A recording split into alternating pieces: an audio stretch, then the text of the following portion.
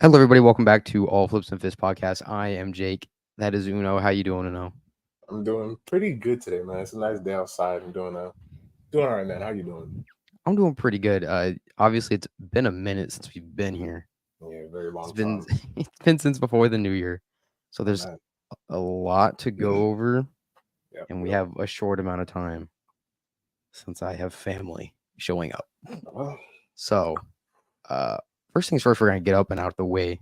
Is the Artists of Wrestling Your Site yep. awards that we did that we painstakingly went over, debated, This is talked very about.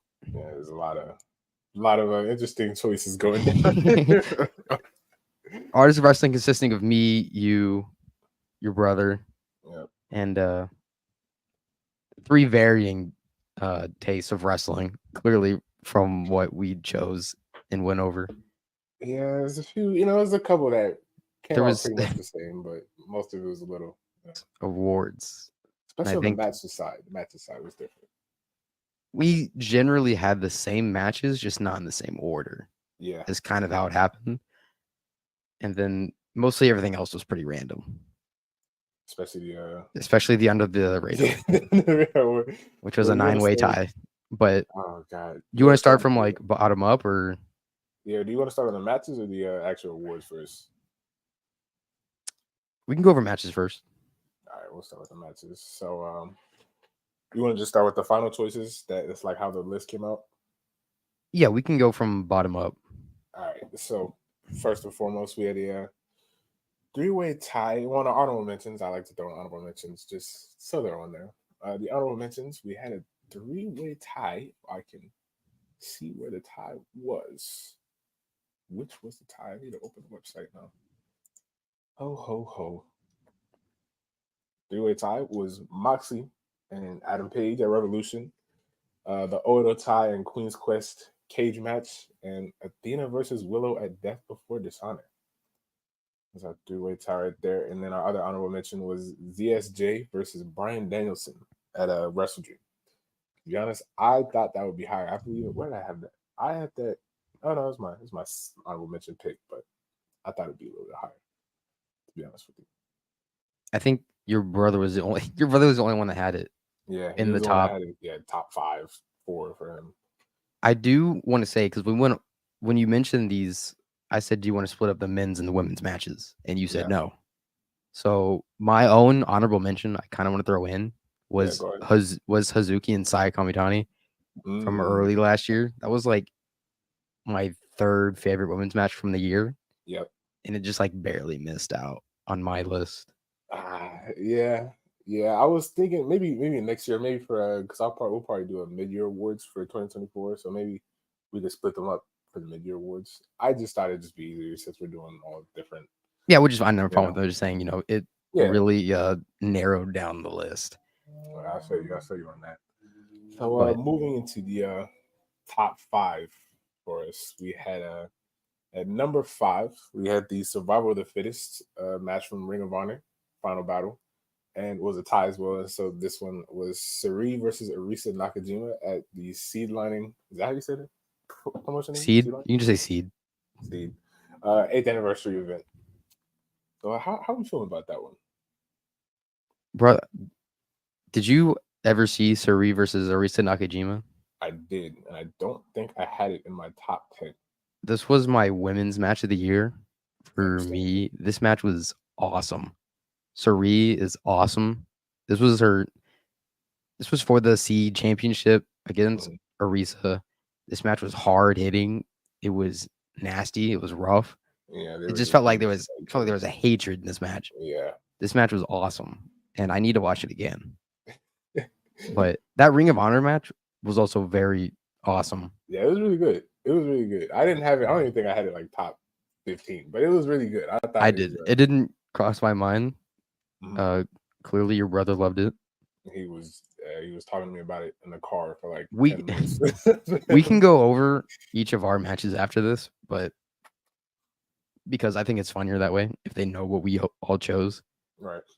Okay. But So you want to yeah, go through the rest of the list first, and then yeah, we'll go our actual matches, then we'll go what each of us chose. Because me and you can sit here and defend what we chose and Yeah, why. yeah. All right. So next up was Brian Danielson and MJF at Revolution at the number 4 spot. That was One of I was gonna say one of two good MJF matches. oh my gosh, this is insane hate. The MJF hate obviously is insane, bro. No, obviously that's not true. Because what were the good ones? It was Danielson. Danielson. There No one was remembers the Ricky match. yeah, I don't really remember that match. I don't remember it being bad, but I just don't really remember It's definitely it. just Yeah, wasn't good. it Wasn't was it's just probably just there. it was kind of just yeah. What There was the the 4-way at Double or Nothing was good. yeah, Build up, whatever you want to call it, but the match itself was pretty good. it was good. There was the Adam Cole match, that time limit draw. That was a great match. I Yes, feel like people tend to forget that because of the All In match, but that that was one was really probably good. better to be honest. That eventually led to the All In that I thought was pretty mid. Uh, some people liked, some people we went over this already. There's Yeah, yeah. no, we don't need to like chop it back up. But There was the first Joe match, which was also good. there was also the Kenny match. Yep, yep. That was pretty good. The second Joe one was It was good. all right. Yeah, it was pretty good. I wouldn't I call thought it it was a good great. conclusion. Yeah, it just felt Obviously, good. he was like banged up. Yeah. He was You just, know, he was, trying to. Yeah, we all kind of knew he was going to drop the title, so it was, I'm it's sad. fighting not to just like slander MJF and Slander. just go into a whole thing about his reign. The reign was fine. It was probably a little long. Yeah, I don't think I it needed think, to like break the record, but yeah, I agree. I think people see these last like 3, 4, whatever months, and they yeah. kind of just dump on it. But I thought overall, it was fine. Obviously, him and Cole getting injured like really messed it up. Yeah, definitely. But hearing that like Joe was always supposed to win, I don't know. Like Tiffany, I mean, like he was always supposed to win at World's End. I don't know when they decided that, Yeah, I don't either. but him winning there was good. Joe being champion is awesome. I love Joe's obviously awesome. Yeah, he's But doing great right now. It's a great reign so far. tangent aside, we can move on. Oh, back to Danielson MJF. Right. Because we got sidetracked. That match was awesome. Obviously, probably the best Iron Man match ever. I think so. It was a fantastic match. Brian Just Danielson, he's just the greatest to ever do it. he's absolutely. He proved it again last night against Nagata. Yeah, that was fantastic. That was a fantastic match.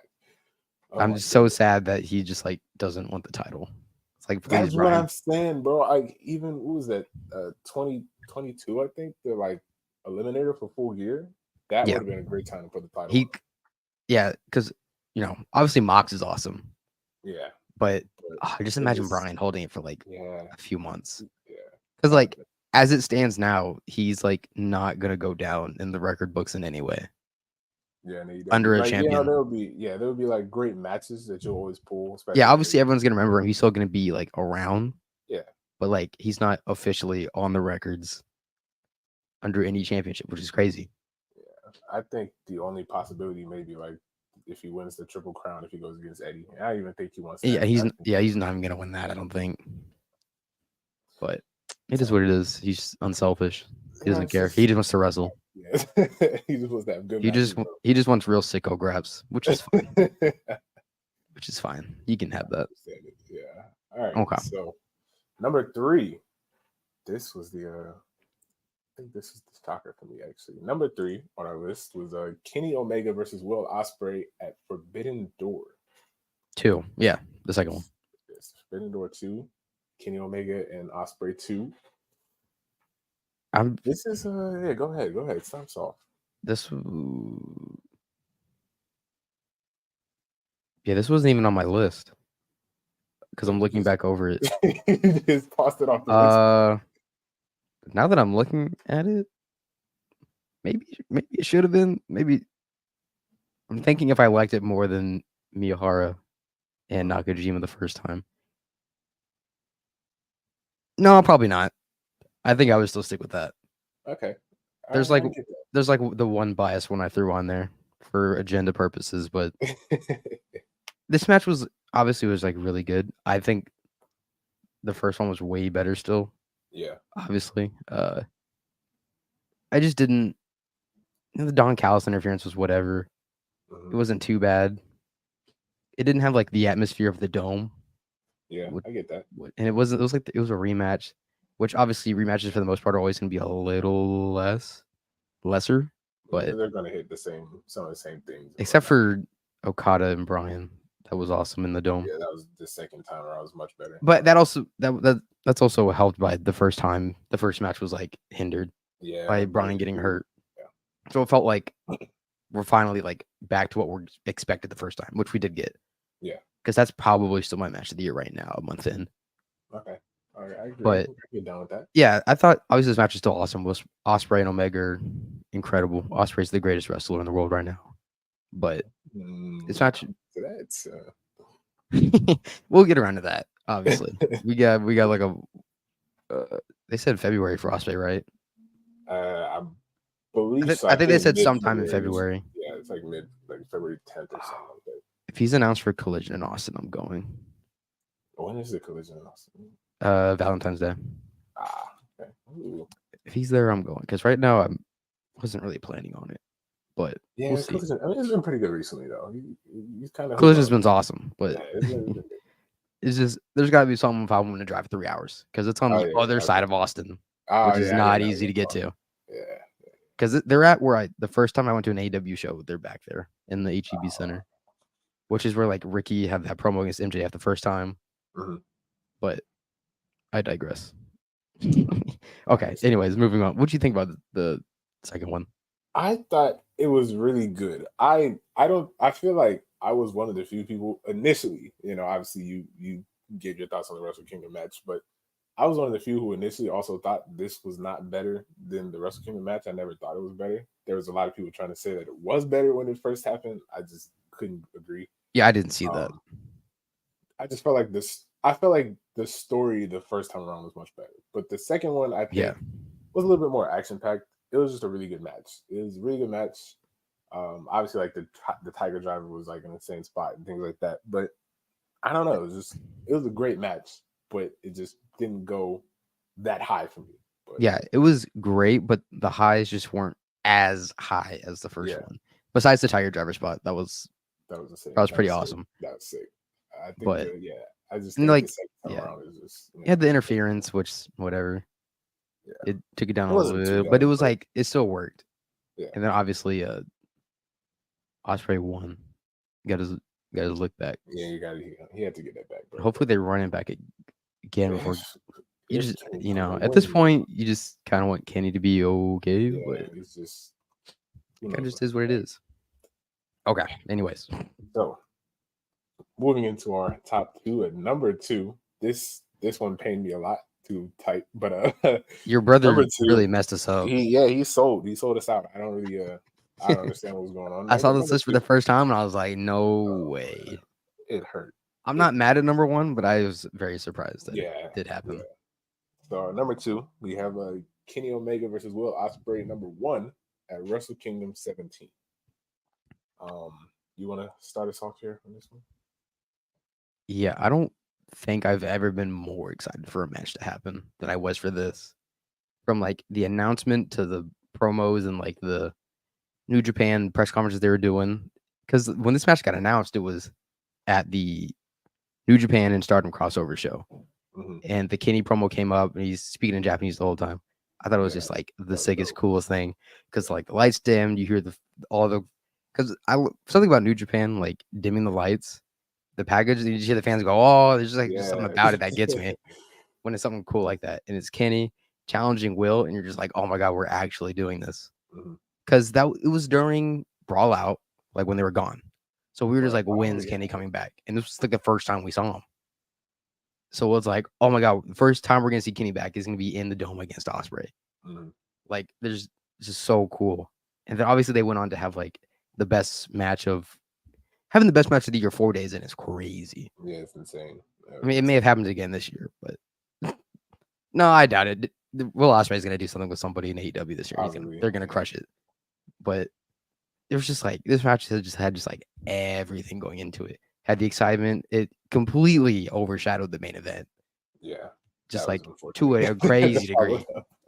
And like nothing against Jay White and Okada. It was just like that match just had like no buzz. Yeah, they just couldn't do it. Jay White just felt like over it at that point in New Japan. Not over it, but just like He was done. It was like his yeah, time it was just like, what are we doing? Because he was like, his whole thing leading up to their match was like questioning the credentials of Okada. I was like, what? Yeah, Like, what are you talking about? I was like, there's what do you Okada for mean? him. It's like, this is the most like accomplished guy in New Japan. Like, what do you mean? But anyways, just like all of the spots in this match were just like awesome. Mhm. Everything like it was so brutal and violent. And Kenny just like smashing Will's head into the table. That was Osprey bleeding everywhere. It was just like this match was just insane. Like I've come back and watched this thing like 10 times. It's like a 40-minute match. I was like, I don't care. I'm gonna watch it again. I even showed this to my not my family, but like my father was sitting there and I happened to be watching it again. And even he was like looking up at it and I was like, this is crazy. That's how you know it's crazy. Yeah, so you know it's insane right there. So yeah, okay. I rambled. What did you think about it? Yeah, I mean, a lot of the same things that you said, honestly.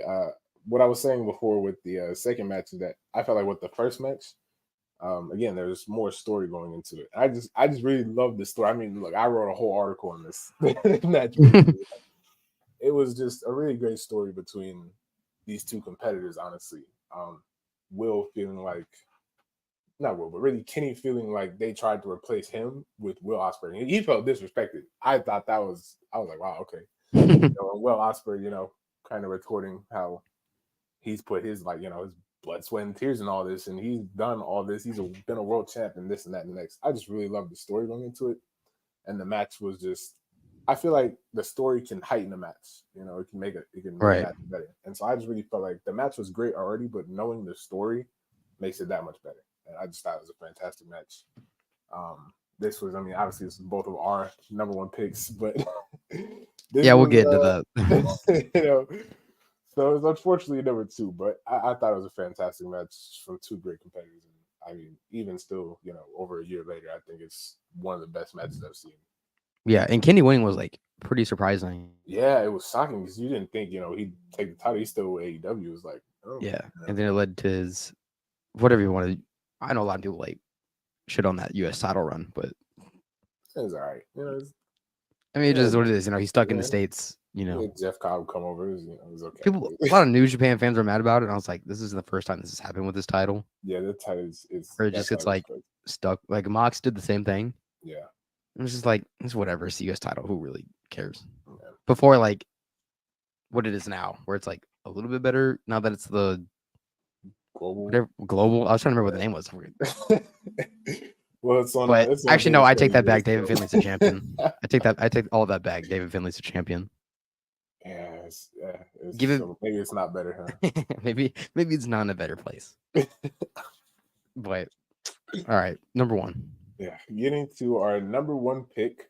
I mean, yeah, like you said earlier, it's not too much of a shocker. It's Swerve Strickland versus Hangman Adam Page, the Texas Death Match at Full Gear. Texas Death, as they say. They don't say match for whatever reason. Thanks, Mox. Yeah, I don't know why. It's Texas Death, but whatever. This match was awesome.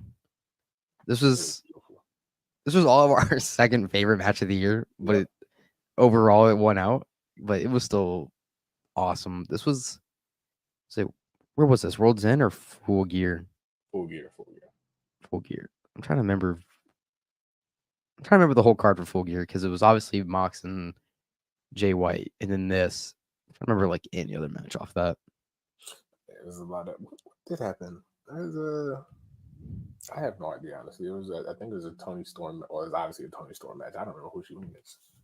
Because Riho was at World's End. Riho was World's End. Is that when she beat Sheeta? I want to say yes, but I think she beat Sheeta. Or I don't remember Full Gear. It was that main event melted my brain. Yeah, it was one of the. I think it was one of the weaker cards that they had, but it wasn't a bad stuff. It was just World's End was also pretty weak. It was pretty bad. But whatever. We're in greener pastures, bluer skies now with AEW. Because World's End had the Triple Crown. Yep. With Eddie and Mox. Yeah. That's all I remember. Oh, the stat, Julia Hart, and who was the third? Was it Sky Sky Blue? Yes, because But that Stat was was a champion, and then they were both in it. that was Full Gear, wasn't it? That wasn't World's End, or was World's End Abaddon and Julia Hart? World's End was Abaddon. Yeah, World's End was Abaddon. Okay, never mind. I take that back. I saw someone call that the worst match of all time. I was like, I don't agree.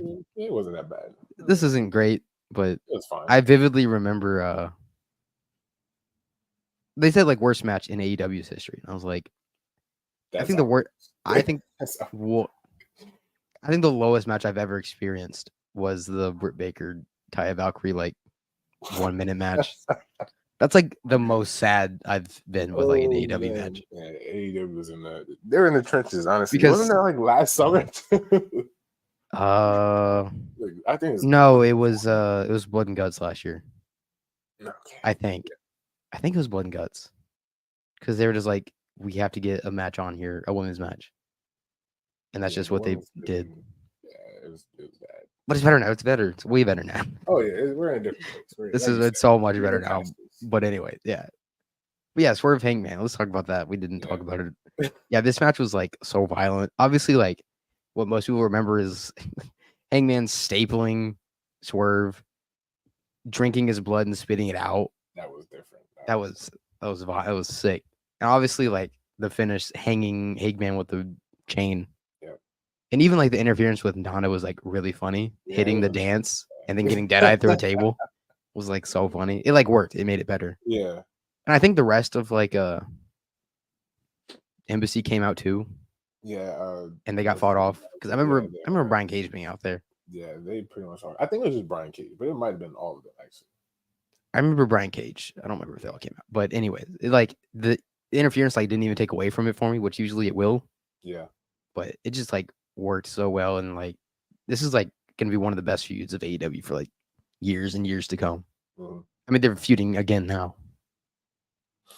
Yeah, yeah, they're feuding now, but I don't think it feels like usually when they feud like that, especially starting at their first two, it feel like too soon. But the way they're doing it it's really well done, to be honest.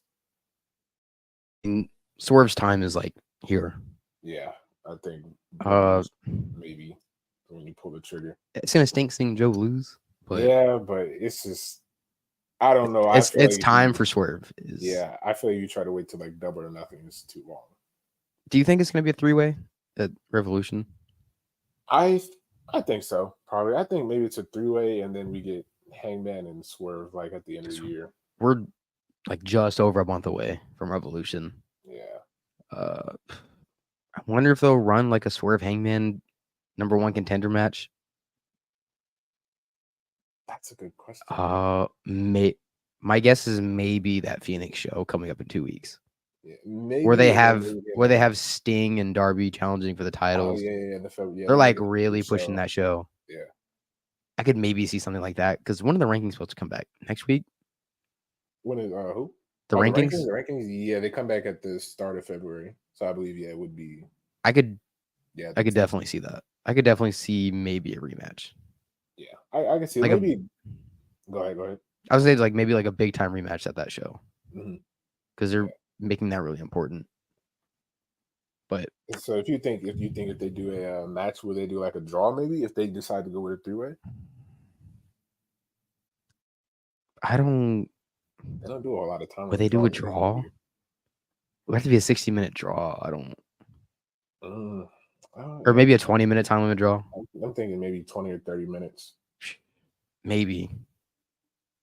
But that because one of them's got to be like #1, one of them's got to be #2 in the rankings. So even if you draw, like one is still a #1. That's true. So I don't know. I could see them doing a #1 contender. It'll be Swerve versus Joe feels weird though, because it's a heel. It's heel and heel. Yeah. Even though like everyone cheers Swerve, but it's whatever. I mean, everyone cheers kind of. I feel like Joe can kind of make. I mean, people. I cheer for Joe too, so it's whatever. Yeah, so I think I think they can pull it off. They're both good. They can work some way around. Yeah. I wouldn't be surprised if it's a 3-way. I wouldn't be surprised if it's Swerve versus Joe either way. But anyways, that's the number one. That was the list. Yep, that was the whole group combined list that we put out. And Swerve was number one. Omega Osprey 1 is 2. Omega Osprey 2 is 3. Not confusing at all. Danielson MJF 4, and then the tie between Survival of the Fittest? Yeah, Survival of the Fittest. Okay, and then Suri and Nakajima.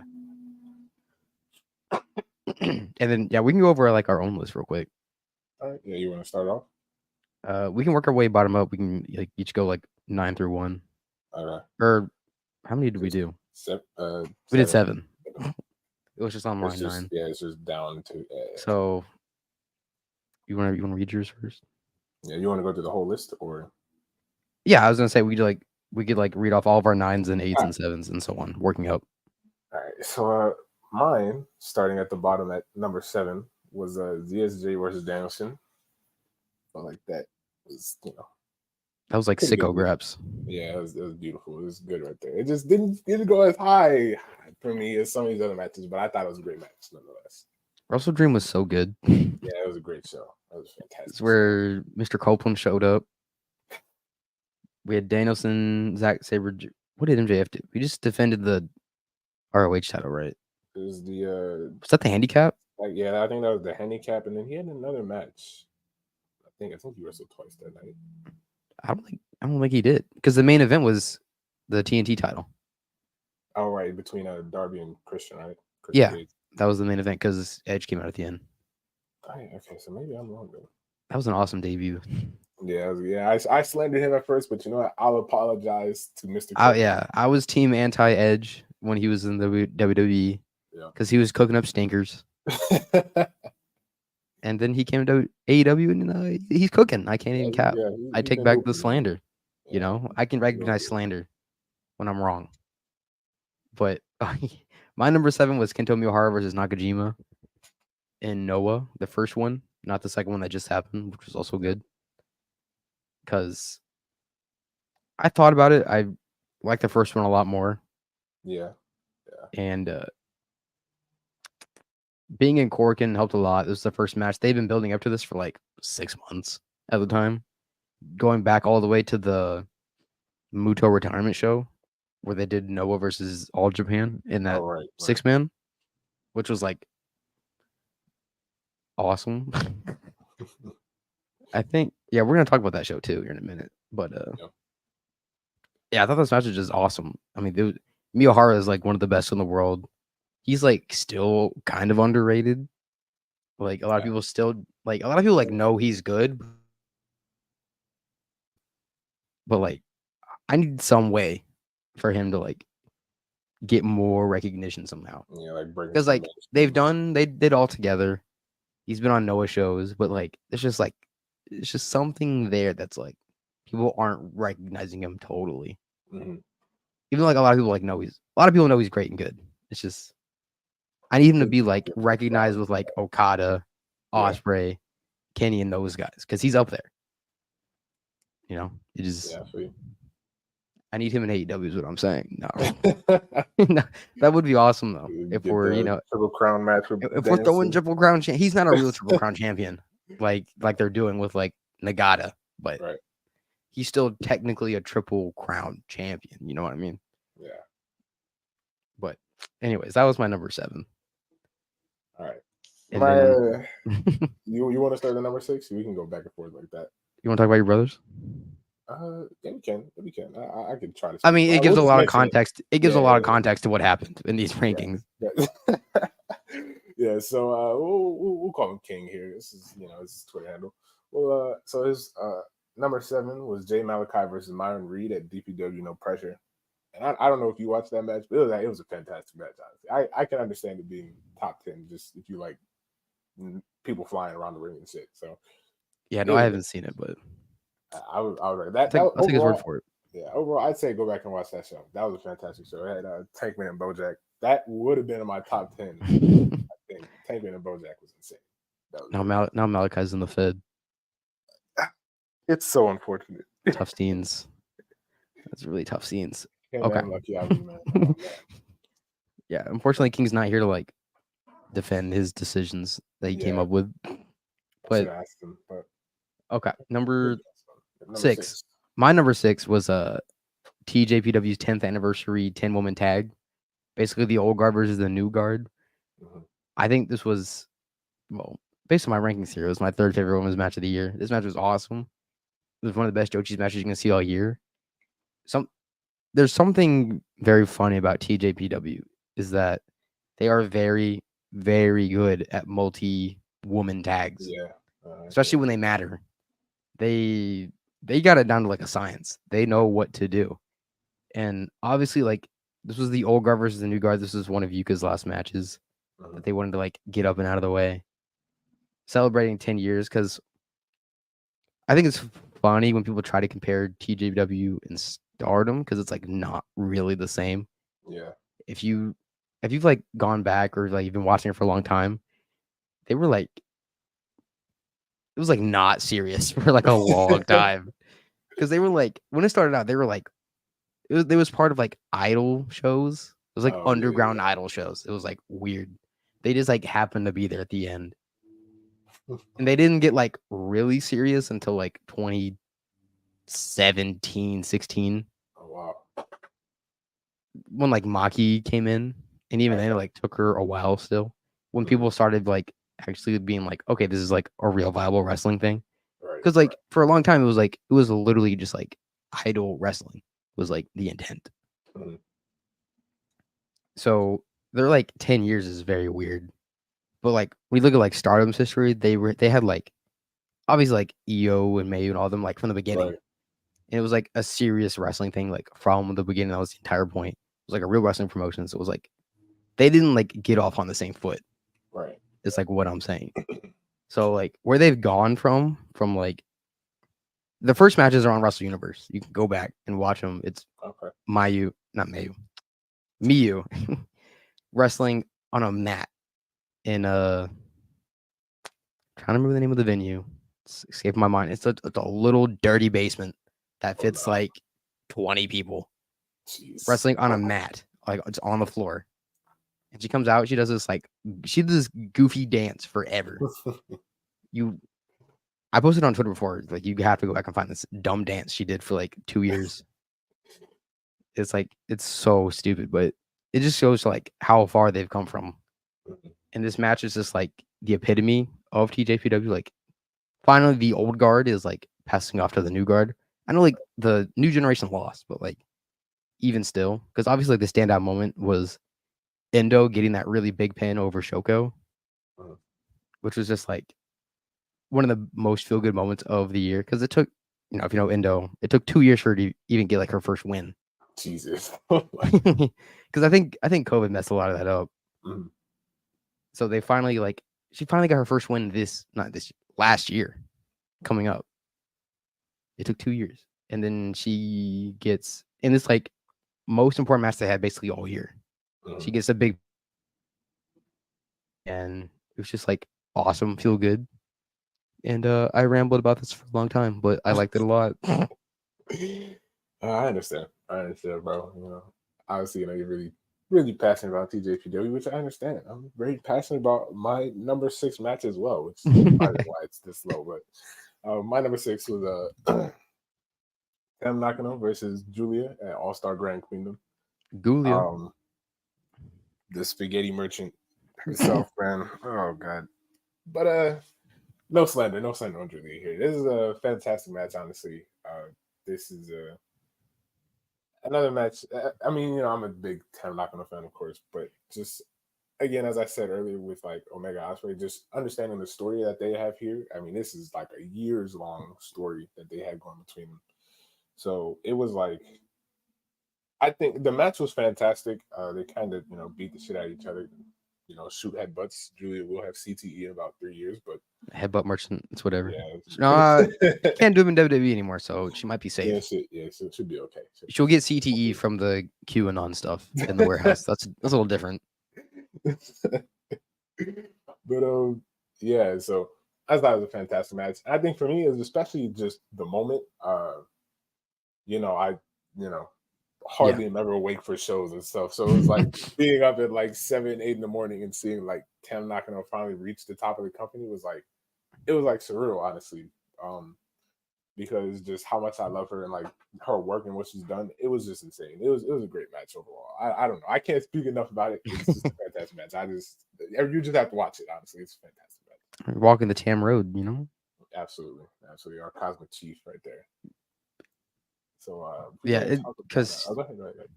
oh, never mind. It's fine. It's fine. Are you sure? I was about to get to. I was gonna say like it helped a lot because like people were starting to wonder like if Tam would ever actually win the red belt. Yeah, because she's been talking about retiring for like 2 years and all that. Her age and everything. So, but then she won it and became double champ. You know, the Cosmic Chief. Just number one, man. It's really a shame she got injured and couldn't like actually drop it. But she's back. Yeah. She's gonna win the red belt again. So it just is what it is. I can only hope. Micah merchants are gonna have to cry. Even though I love Micah, I'm so glad Micah won the red belt. But yeah, same. But this is Tam's world, and we're just living in it, bro. Absolutely, man. It's fantastic, man. I cried that morning. Beautiful. Yeah, we can speed up a little bit since a lot of these matches we already talked about.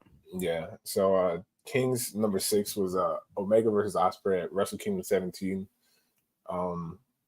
We might have to slander him for putting this match at number 6. He threw it all the way down there in the 1 point section. I was like, what is this problem? What was this dude like?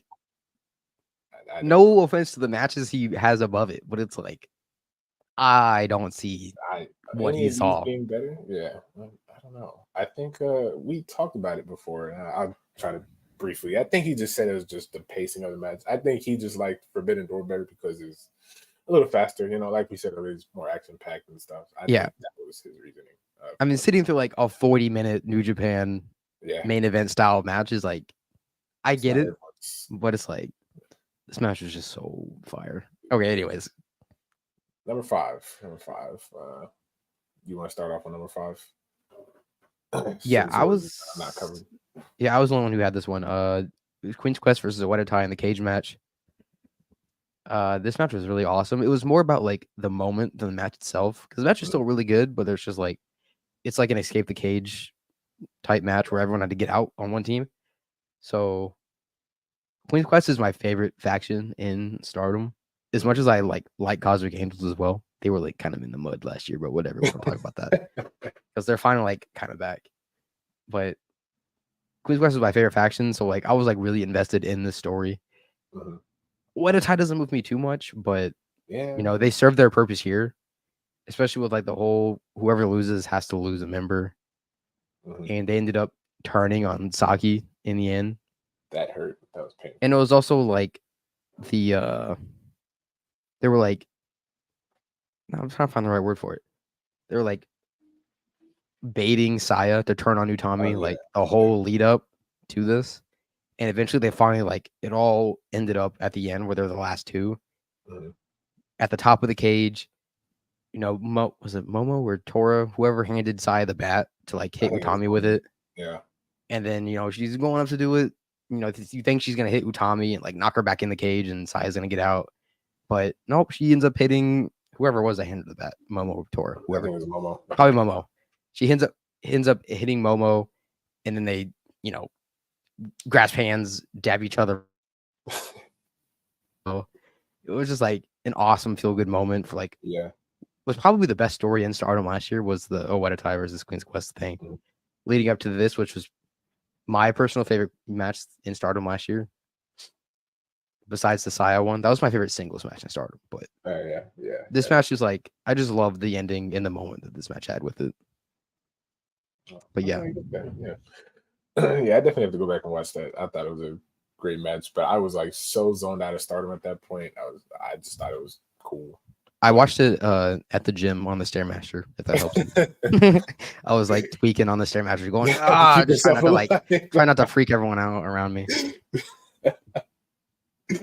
I'm watching real grabs, so I can't help it. Yeah, it's the only way you can stay alive on a Stairmaster, bro.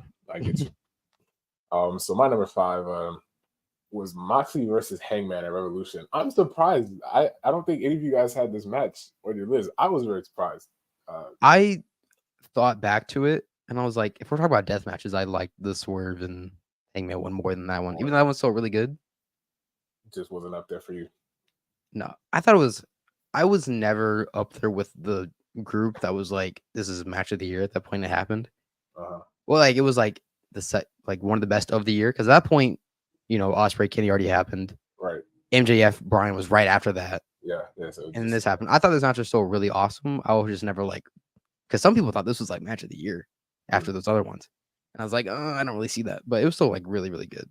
Yeah, I get you. I get you. I just thought I don't know. It was and the reason I think it's so high for me is because I'm really not actually that big of a fan of like death matches and stuff, which is also why I was surprised that Swerve versus Hangman was so high. But Yeah, they just but we'll get back to that. But I was never really a fan of death matches, but this was just so sick that I just was like like the brick that they put out. I think he like like bashed it over his head, and I think he stomped. I think he Hangman stomped. stomped his Yeah, hand in it or something. yeah, Choking him out with the chain. I thought it was just a sick match. Honestly, it was a really good match in my opinion. So, yeah. I agree with you on the deathmatch thing. Where like I I like death matches when they're done the right way.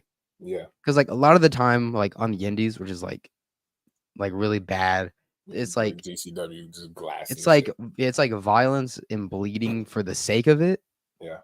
not like telling a real story. Like where Mox is really good at it, Hangman's really good at it, Swerve is good, especially like Desperado and June, Oh yeah. Kasai. Those guys are awesome at it, and even like Risa Serra and Suzuki and all Oh them. yeah, yeah, They're all really good at like telling a story within the deathmatch itself. yeah. Because that Jun Kasai in Despy deathmatch from like 2 years ago was like my match of the year that year. I thought Yeah. A that lot match of was people talk awesome. about it. Yeah, I still have to go watch that actually. Because Despy, anytime Despy like loses this mask, it's like fire. Uh, But that match was just like awesome. Because like, and they did it right here. Obviously, AEW is pretty good at it. They don't really miss on death matches, yeah. except for that one The with the bad fucking ending. explosion. But we don't talk about that. The match itself was really good. That's so yeah, the match was great. So that's fine. But yeah, So King's number 5 pick, which is I can see honestly, was Athena versus Willow at Death Before Dishonor. Great match actually. I'm trying to think. Was this AEW's AEW / ROH's best women's match of the year? I would Probably probably say so. I would put it up there. I want because to say I have one or two above it, but I would probably say it's. you have one or two. What would you have above it? I think so. I'm trying to remember. I have like my list. Because I'm trying to think like what did they do better in AEW ROH? Because I don't think there is one. I think this is probably the best women's match they did. Yeah, yeah. It was. Which I think, Go ahead, go which ahead. I think is funny because like the joke is that Athena and Billy Starks is what changed Tony's mind, and not Yeah, this, which was like better. yeah, But it's whatever. This is still like this is probably their best women's match of the year. yeah. Athena's awesome. Willow's awesome. I need them both on TV more. I need more Athena on Willow. TV in general. Yeah, I don't know. I know people are like, oh, she's not stuck in Ring of Honor. You just watch Ring of Honor. But I'm like, man, like she should be on like national television. Right. But okay, moving on to number Number three. 3. Yep. Oh, I No, didn't mention 4. mine. Number 4. Yeah. What is that? Right? No, we're on number 4. Our next, the pink one, the pink one. Oh, okay. Yeah, you're right, bro. My Yeah, fault. yeah. Nah, Okay, we talked about like all of these though. pretty So much, yeah. So mine was Osprey versus Omega at Forbidden Door. I had MJF Danielson. Yep, and King had ZSJ versus Danielson, highest rating for that match. Yeah, because you had it down in the 1 point section. Yeah, I realized I had it low. Yeah, we talked about all these matches. So the Moving top on to number 3.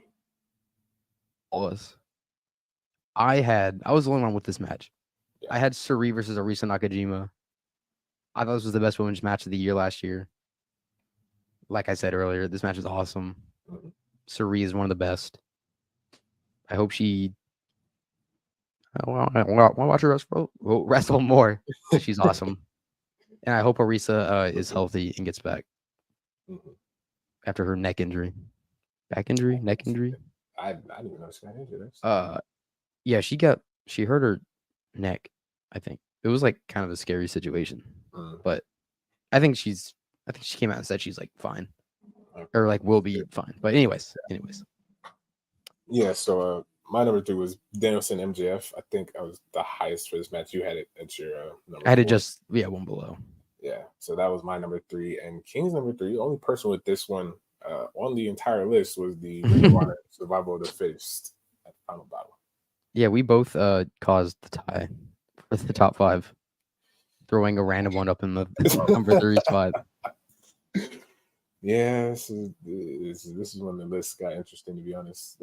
But yeah, well, a little below it was. But the number 2 choice, it was unanimous number 2, which you said earlier, was Swerve versus Hangman, which ultimately ended up getting the top spot. Yeah, we all had Swerve Hangman unanimously. Yeah. And then our first place matches. Yeah, me and you, yep. Go ahead. me and you both had Omega Osprey 1, and King had Osprey Omega 2, which is where obviously him having these like flip flopped is like where the numbers got messed up. You threw the whole list off. I thought it was going to be unanimous number 1, and then I saw he said Forbidden Door, and I got sad. So, I don't have any problem with the list. It's still really good. Yeah, it's overall. I think I always had a Swerve Hangman deserves its praise. Yeah. But those were our top matches of 2023. I don't think we missed anything really. Yeah, I think we pretty much hit everything. Yeah. Good mix of, American, a little bit of everything. Stardom and TJP, all that, yeah. And no WWE, which is how it should be. It's a very unfortunate casualty on their part, but yeah. No Noah either. No, there's Noah. Well, it's my fault. It was a mixture. Yeah, Noah technically did show up in there, but now we have the actual like awards for promotions and whatnot. Yeah. So you wanna? We can. I mean, we'll breeze the accolades, and then we can do our defending since we're running up on our time. I got more time than I thought, so we're fine. Okay, cool. All right. So we'll start from I want to start this. How do I set up the actual? I'm sorry, I'm just clicking through pages right now. How do I set up the actual award list? Okay, we'll start with the show of the year. Our show of the year, which came out as a result of, what was it, like 2 second place picks, I think.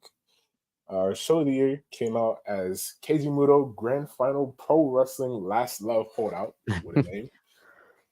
At 6 points, yeah. So that was our event of the year.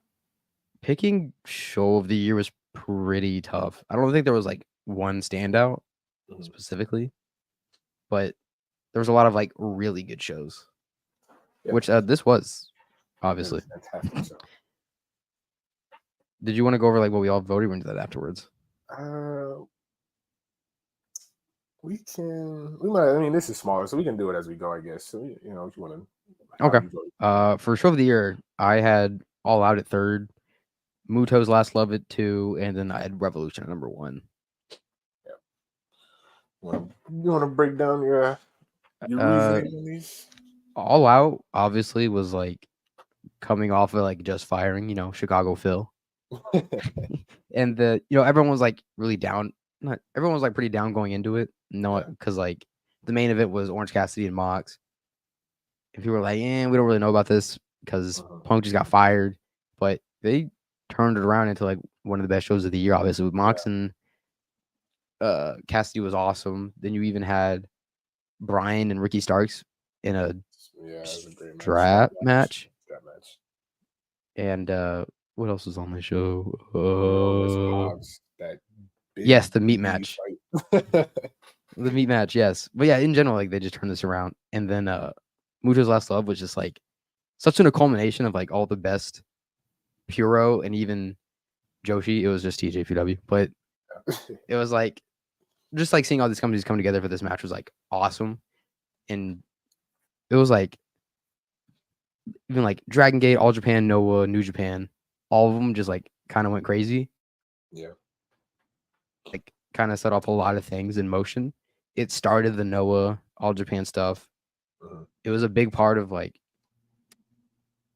where was it? It was Okada and Kaito had their singles match here. where Kaito got, young boy. No, bro. And obviously had Naito and Muto in the main event, and then even like the cool Chono moment at the end, Yeah, which was like a lot of fun. The show was just like so it was like just such vibes and so fun from getting to end. And then Revolution, I think, just had like the best matches overall of the mm, year because it had obviously the Iron Man match, it had the death match, and there's probably more on there that I'm forgetting, but I think in general it was like the best show of the year. mm, uh, yeah. So I'll go through King stuff first because I'll get to my last. But so his started with the DPW No Pressure at number 3, which is a phenomenal show. Like I said earlier, go check it out because it's a great show, honestly. Mm. Um, Ring of Honor Final Battle, which was the last show that they had, right? Yes. Yeah. So that was his seconds.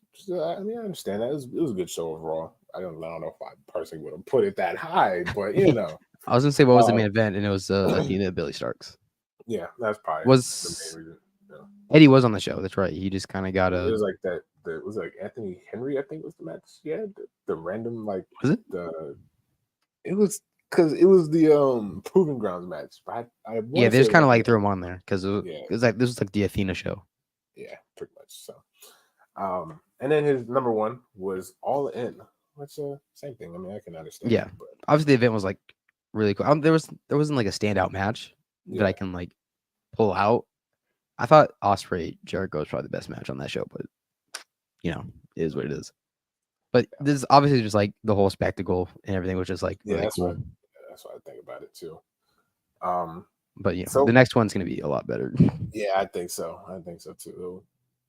They're gonna pull out something crazy. But Yeah. my list for the events of the year, kind of pretty much the same as yours. Besides the number one pick, All Out at number 3 for pretty much the same reasons. Just I think it's like you said, no one was really expecting it to be that good. After the firing of CM Punk, and then only like a week after All In, like no one thought it would be that good, and Yeah. it was a lot of like secondary matches. Like you said, it was just no one expected it to be that good, and I just thought it was a really good show. So, um, kind of the same thing with my number 2 pick, Muto Last Love. Pretty much the same, like you said. Like it just for me as someone who, outside of like New Japan and Stardom, a little bit of TJP, but most of New Japan and Stardom doesn't watch too much. You know what I'm saying? Japanese wrestling is still getting into a lot of new stuff. Did you say It was Stardom? cool seeing, yeah, I Stardom said wasn't Stardom. on this show. Oh wait, Well, I mean, I'm wait, wait, saying wait, wait, outside wait, of like wait, wait, watching wait, wait. those two. Yeah, yeah, yeah, yeah. My fault. Nah, you're good.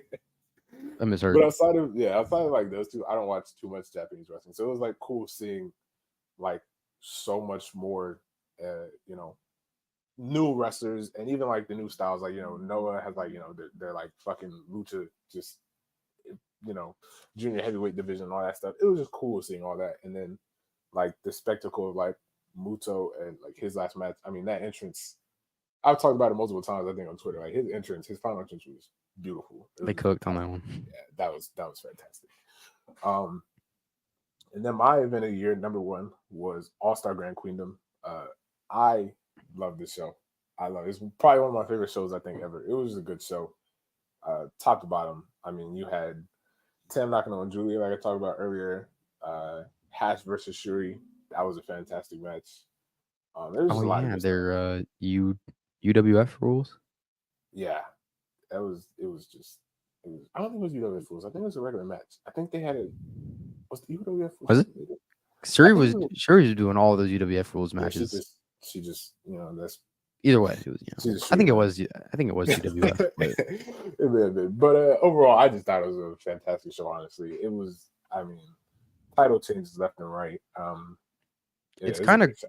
crazy how we have Mayu Iwatani versus Mercedes, and Yeah, like it just like doesn't get mentioned.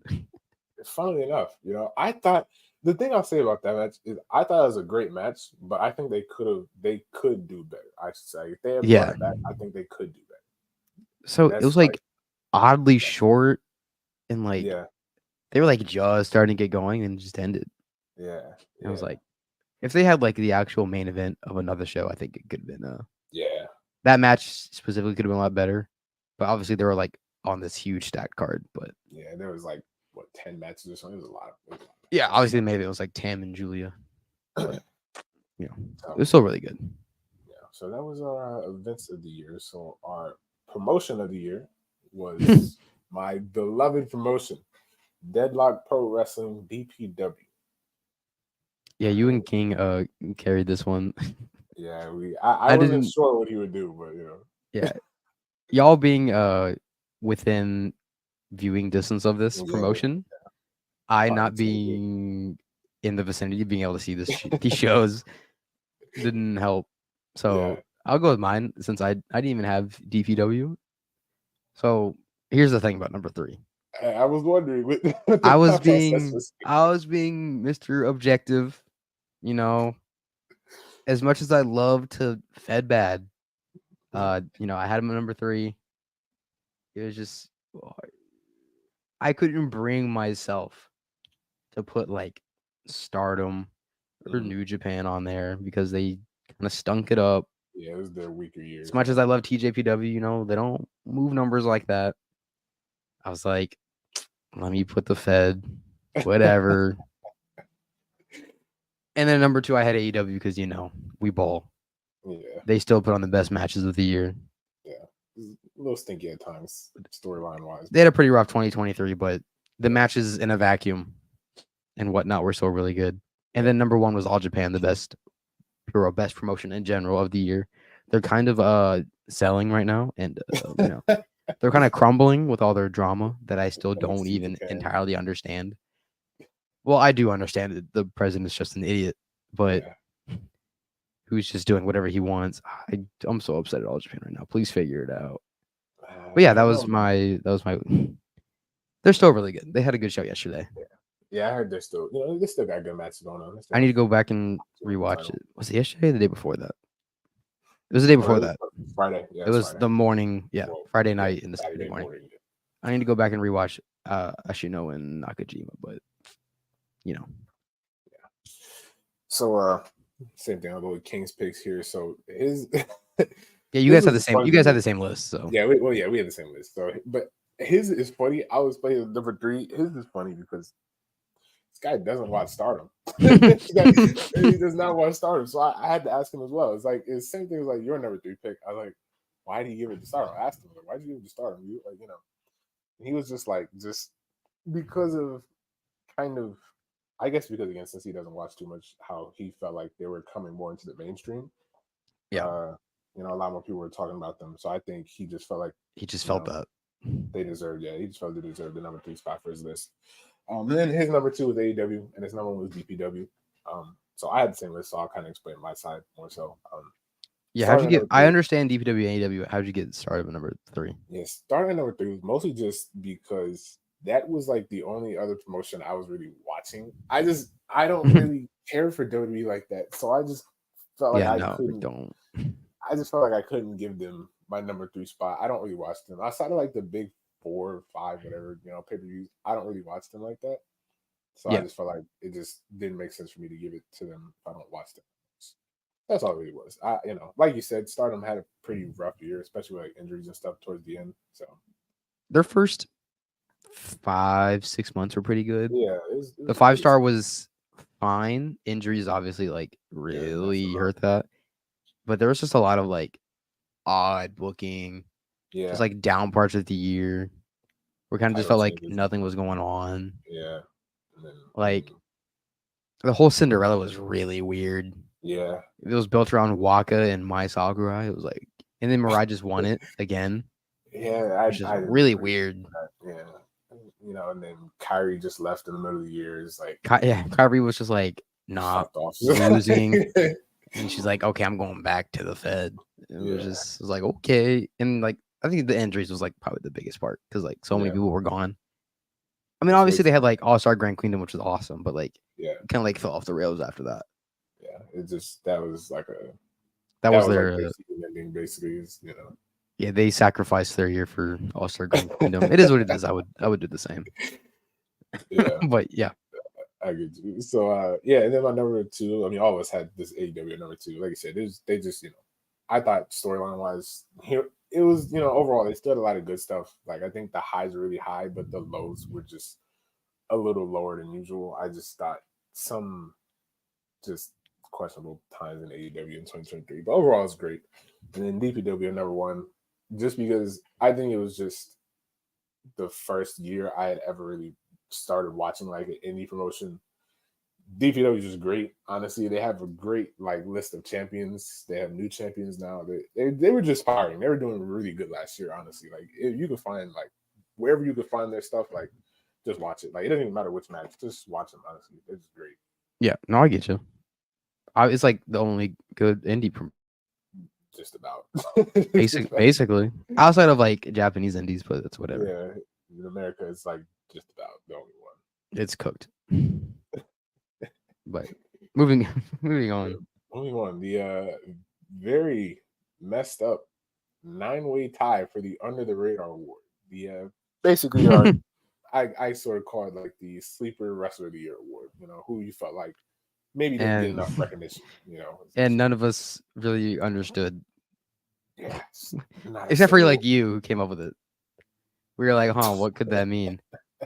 And then you know, I probably could explain it a little bit better beforehand, but not a single wrestler was the same linear list, man. Why do you have Impact written next to Rush's name?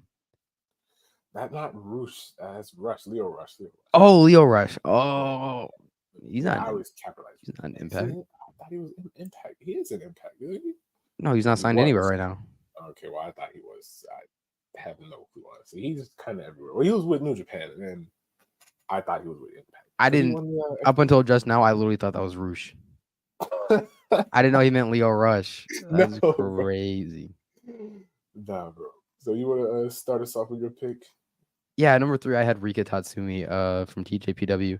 She had an incredible run with the International Princess Championship, beating Miyu Watanabe at Grand Princess initially, which was awesome. And then she just had like a subsequent run against like, I'm trying to remember who she even wrestled. She wrestled Suzume for sure, beat her. She had a good match against Yuki Aino. She ended up losing to Maxine Pele, which was like still pretty good. It's just like she was like carrying TJPW. I know that like Mizuki was the champion, but like the defenses she was getting just weren't as good for. I take that back. Mizuki had great defenses, but like it just felt like on the road shows and just like it just felt like Rika was like far more in the spotlight and was just like having an incredible run. And I miss it, and I want her as champion again. But it's fine. We're getting Miyu as champion. It doesn't matter. That is facts. But my number 2 was Miku Aono from Actress Girls. Actress Girls picked it up this year. They're one of the best promotions of the year as well. I should have put that as number 3. I fumbled. Whatever.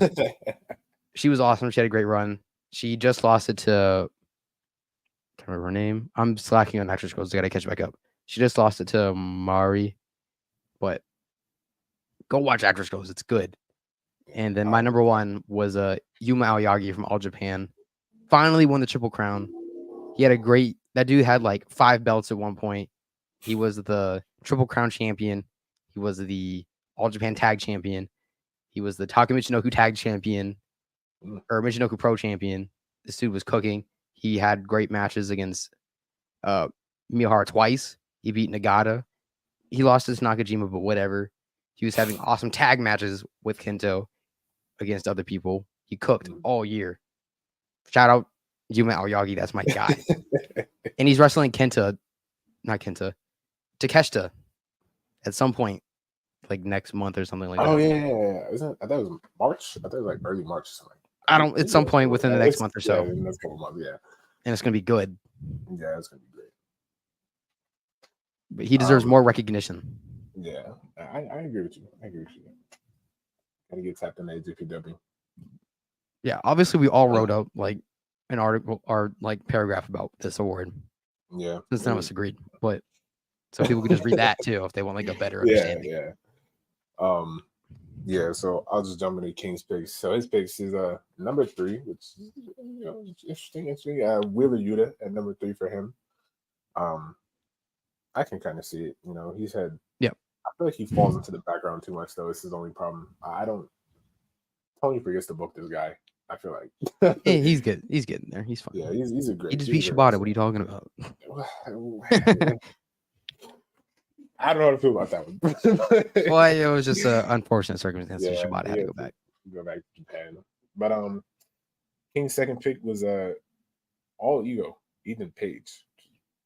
I can't I even don't. hate. Yeah, Uh, he actually has picked it up in ROH. Being the guy yeah, is like, he just wants to work. I respect it. yeah, You know, yeah. I understand. You know, he had that really good feud with Tony Nese. Tony You Nese, know, yeah, and they had the really good match yeah. So, I at get it. that was another really good match on Yeah, final Final battle. Battle. Yep. So yeah, I understand. You know, and then his number one pick was Leo Rush. Had a good year in New Japan. I haven't watched most of this stuff, but had a I good year saw in New Japan. all of this New Japan stuff. It was really good. Yeah, I heard he was doing really good in New Japan, and I believe why I put him down as Impact was because I believe I check. I believe he won the X Division title. Did I think. I know he was Trying to in Impact, but he was never signed. Yeah, I I guess he don't wasn't. think Yeah, he just kind of bounces around. because then So he went to New Japan, did like Best of the Super Juniors, yeah, and now he's so just doing indies he's just kind of around. I mean, that's because how it goes. Not all Japan, New Japan like won't sign him for They whatever reason, but whatever. they they don't know how to keep Because anyone he on should have board. beat. I think he should have beat. What's his name? Yes. Oh my God, Hiromu. Yeah, I think he should have beat. He probably should beat Hiromu, but it's whatever. Yeah, maybe he'll come back. But my my picks at number 3, I had Hanare, which is That's probably an beast. interesting pick. Yeah, he just had a fantastic G1. I just felt like I couldn't not shout him out. It was like his G1 was so insane, and then like the change in presentation and his look and all that. I mean, he was just so The cool, bro. face tat. Yeah, it was insane. And then just the weeks following up after that, I just think he was really dope. Especially, He's a beast. yeah, yeah, he's nice. That guy, he's nice, man. Number 2, someone who will probably be on some of my list this year, honestly, is Calvin Tankman. Um, this guy is different. I mean, he's the DPW World Champ right now. He does a lot of work on the Indies. I don't even know what to say about it, man. I would like to see him like AEW or something like that. Maybe he can get some work on Ring of Honor, but this guy's a beast, bro. Like, Yeah. just I don't know, man. He's a beast. He's a big guy, but he can move a little bit here and there. He's hard hitter. He's dope. He's really dope. He just has that aura about him. I'm not gonna lie to you. He has aura. And my number 1 is coming back. He's doing fantastic so far this year. Is Commander. This guy has been hooping, and I'm glad the world is seeing it now. Yeah, he's really improved over the last year. Yeah, I don't know what to say. I think a lot of people when he first kind of showed up wrote him off as just like another just like flippy guy, and he does do a lot of flippy shit. But like, like I think Yeah, that was like his yeah, old was like the rope walk thing, and all but that.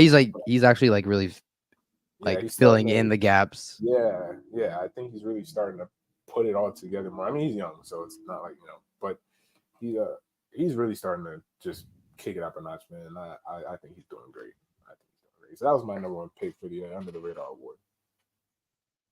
Yeah, it was a 9-way tie for first. Yeah, it's big man weight tie. But next up, our award. This was the first unanimous decision we had was best non-in-ring talent, with our winner being Prince Nana. Yeah, The Mobile Embassy. and I'm gonna keep it short. I got like half an hour.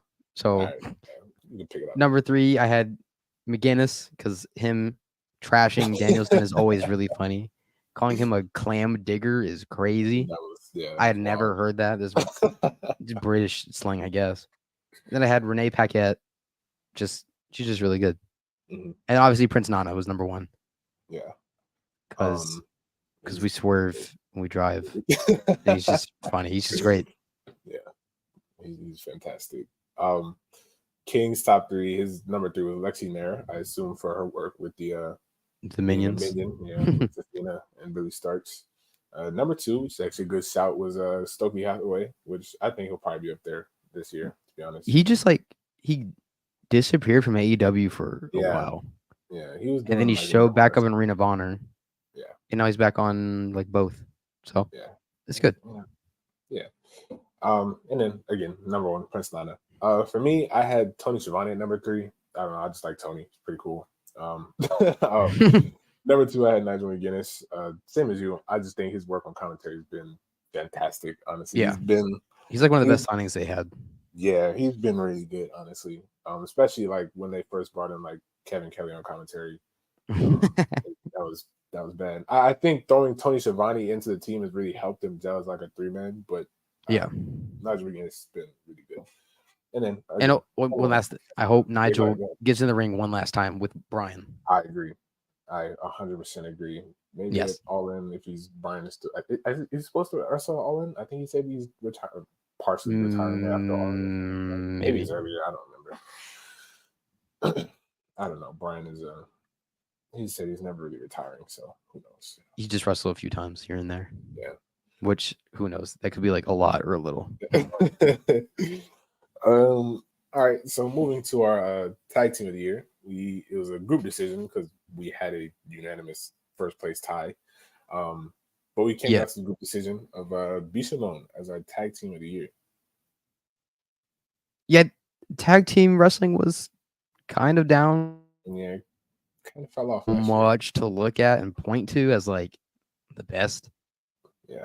I had Bishamon at number 3 just because they were like the most consistent throughout the year, especially Yeah. early in the year.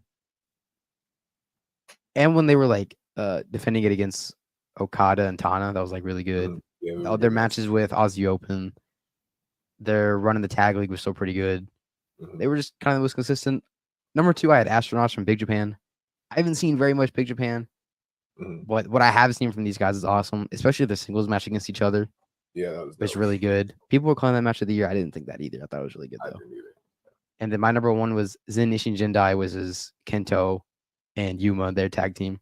They were my number 1. They had really awesome matches in All Japan. They were just like they were also right there with Bishman as like the most consistent. I think they had like higher high matches, which is why I picked them. Yeah, that makes sense right there. So Kane's picks are Gates of Agony at number 3, which I really feel like I'm only just now seeing a lot of them, but I didn't watch a lot of Ring of Honor last year, so I can't really get my two. Yeah, they've been doing lots of trios more than anything. Yeah. His number 2 was KO and Sammy, which is interesting. Same thing with them. I think they were tag champs last year, so I mean, yeah, and then they split up and now they're on different shows. Yeah, that would be that. And then his number 1 was Aussie Open, which is understandable to a certain point, but I'll talk about that because they're my number 3. So my number 3 was Aussie Open.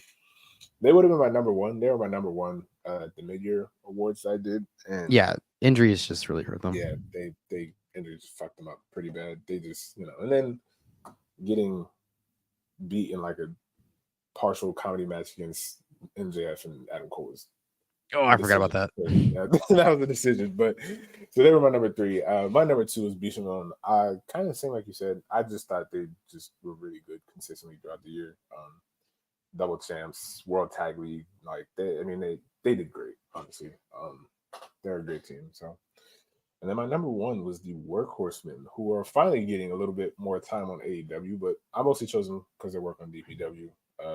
They were their indie stuff is really good. Yeah, they're just fantastic, and I'm glad they're getting more TV time on AEW and Ring of Honor. But yeah, I hope they get more serious matches, more time. Yeah, because they're really good.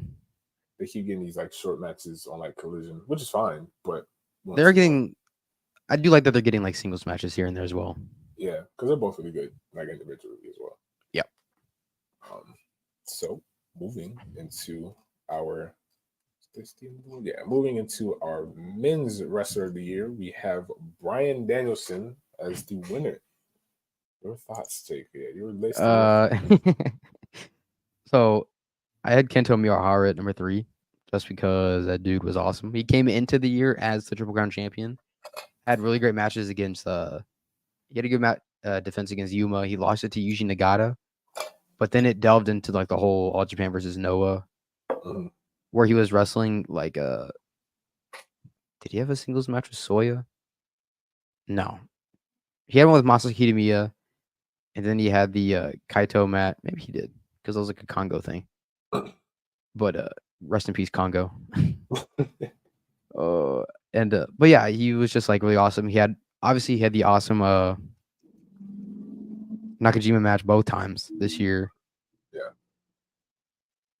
And just all of the like all together stuff, the Noah show, the Muto show, and all of the tag matches just kind of like built up for number 3. Mhm. And then obviously number 2, I had Danielson.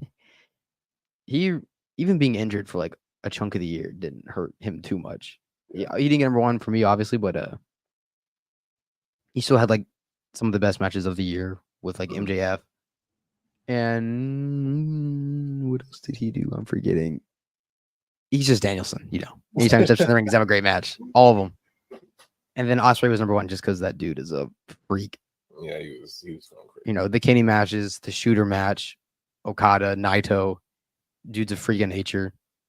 Yeah, And he's probably gonna do it again this year. probably. Yeah. Yep. So I'll just speak for mine and King's list because same as before, and one of the other things we had the same set of 3. So at number 3, I had Swerve. And this is mostly just because like his end of the year stuff. Like he was doing stuff early in the year, but he didn't really start to come to the forefront of AEW until around like All In when he started to do the stuff with was it Sting and Darby, I think, and he had AR Fox join the group before he got kicked out. And that was the Yeah. whole thing. But I think just kind of those last like 4 or 5 months of the year that he had kind of really helped push him into my number 3 spot. Yeah. So that's what I had there. We both had Osprey at number 2, and again, I'll speak for myself here. Like you said, pretty much the same as what you said, and really for me, it's just the difference between Osprey and so my number 1 choice was Danielson. I think the only thing, and I guess this is a bit, I don't think hypocritical is really the word because Danielson was out for a couple months in the middle of the year. I think the reason Danielson really takes number 1 for me was just the last, I think, like 2 months just about of the year. Like while Danielson was in the middle of the Continental Classic, Osprey took off from like I think the beginning of November to the end of the year. And so I think it's literally just that period of time where Danielson was having match after match after match, like great matches in the Continental Classic. Osprey was not working. So that kind of, so maybe it's like recency bias, I think kind of gave it to Danielson. But I just thought those matches, I mean, he had the Iron Man match, the Takeshita match earlier in the year. Was that Takeshita? No. Yes. That was Takeshita. That was Takeshita. Yeah, the Takeshita match earlier in the year. So the Roosh match, there was just a lot of good stuff that Danielson did that just kind of, like I said, I think maybe recency bias just put him past Osprey for me personally. Yeah. And, you know, he's going to have more bangers this year until he Yeah. retires whenever he's supposed to retire this year. Yeah. So, final award of the day was the Women's Wrestler of the Year, our second unanimous decision. Athena. But only first place was unanimous. Yeah. And then it's 6 others that we didn't agree on. Yeah. Just randoms. So my number 3, you touched on this earlier. I had Rika Tatsumi as number 3. Just she was doing incredibly consistent work in THW with the international title, and even like partly after that, especially with all the like tag matches in Daydream with Miyu. You know, she's one of the best in and even the like Shoko match in the Princess Cup. She's just one of the best in general. One of the best Joshi's in women in general. I love watching her. She's great. And then at number 2, I had Suri, who had the best match of the year to me, but wasn't the most consistent because she didn't show up until a little while after. And her Suriism shows are kind of just like here and there spotty. Yeah. So I hope to see more of her releasing this year, which we've already seen. She had that really good hash match earlier this year. That was fantastic. Yeah. And then number 1 was obviously Athena because she did incredible work all year, especially with Willow and Billy Starks. Yeah. So I'll cover King's first again. So King's third pick was Willow Nightingale. I think she probably could have been higher. I feel like in general for a lot of people, if she ended the year stronger. I mean, she was obviously around for the first part of the year with Ring of Honor stuff with Athena, but yeah, I think just I mean, she even won the Owen. Yeah, she won the Owen. She won the. Didn't she have the Strong title too? Yeah, because she beat Mercedes after she got hurt. Yeah, and so it just felt like she had a lot of momentum. Yeah, she had a lot of momentum, and just once she lost her title and all that, she just wasn't around. So I think she could have been a lot higher for most people. But Yep. his second pick was Io Sky, which I don't know that name. I know Io Shirai. Oh man, you don't like the Fed gentrification, man? You don't like it? No, I don't like it, but whatever. I don't expect much from them. But I mean, she had a good year. She's champion, obviously now. So I mean, I get it. Whenever she gets to wrestle, because they don't do women's matches over there. Yeah, Neither, she's both women's champion, neither one defended yesterday, but yeah, whatever. that was really strange to me. I mean, they just were set. Anyways, who cares? So, his number one pick, obviously, again, was Dina. So, yeah. My picks. You asked me about my number 3 pick, and I think I told you the reasoning. Honestly, I don't remember what I said to you, but really, it was just like my number 3 pick was Emilio Watanabe from TJPW, and honestly, I just could not really think of a number 3 pick. Like, I'm surprised you didn't put Tam. I had thought about it, but because as much as I love Tam, like her red belt title defenses were good, but they weren't great. They just were there. I think based off of accolades, and I was actually thinking about it once you asked me that first time, but I was like already in the middle of writing it. I was gonna put her on there, but I was just like, it's too late now. So I was more surprised that I was more surprised you came up with Miyu from TJPW since you didn't do much last year. Yeah, because she was the international champion coming into the year, but then she lost at a Grand Princess, which was in March. Yeah, I think honestly it's just because I just enjoy watching her. Honestly, she's just fun to watch. I mean, she's a beast. She's a beast. Like what? Like of course. So I think that was really what it was. Like I said, I mean, once you asked me about Tam, I was like, oh yeah, I probably could have put Tam on the list, but I just was like, me, I just thought she was cool. But I think this year it'll probably be more warranted, assuming the year goes for her how we assume will. But anyways, my second pick was Natsupoi. I think she had a great year. She was fantastic, especially in the 5-star. She had a really great year, honestly. Hopefully we'll see more from her, this year, but who knows? I think she's injured right now as well, isn't she? Athena? No, not Athena, Natsupoi. Oh, Natsupoi, she was, and she's back now. Yeah. So, yeah, she had a great year. I haven't watched Stardom since their last. Yeah, since Michael won. Yeah, I watched like the big shows. I haven't watched. I don't watch the house shows unless there's like something really crazy I hear about. Yeah. And then so my number one, as everyone else, was Athena. Same thing. I just thought she had I mean, not even just women's wrestlers of the year. I think she was overall just one of the best wrestlers of the year. In ring, out of ring, like she was doing a lot of great stuff. That, I mean, there was just no one that really could have taken the award besides her. So yeah, that was our awards. Match of the year, accolades of the year. Yeah, I think we did an awesome job. Far better than any other fake kayfabe award list ever could. Putting Roman Reigns and Seth Rollins number one. Forget about it. Cry about it. But yeah, that was our group awards list. I think we did a bang up job. Yeah, I thought we did pretty good. I wanted to get a system where we all had like equal input. So kind of glad we had all of us giving input on that. So do it again this year. Oh yeah, absolutely. I might have more people. Whoever we'll see. Yeah, we'll see. Hopefully. Andrew Zarin just tweeted. He said, he asked about the TNA relationship thing, and they said, "There's nothing more to add right now."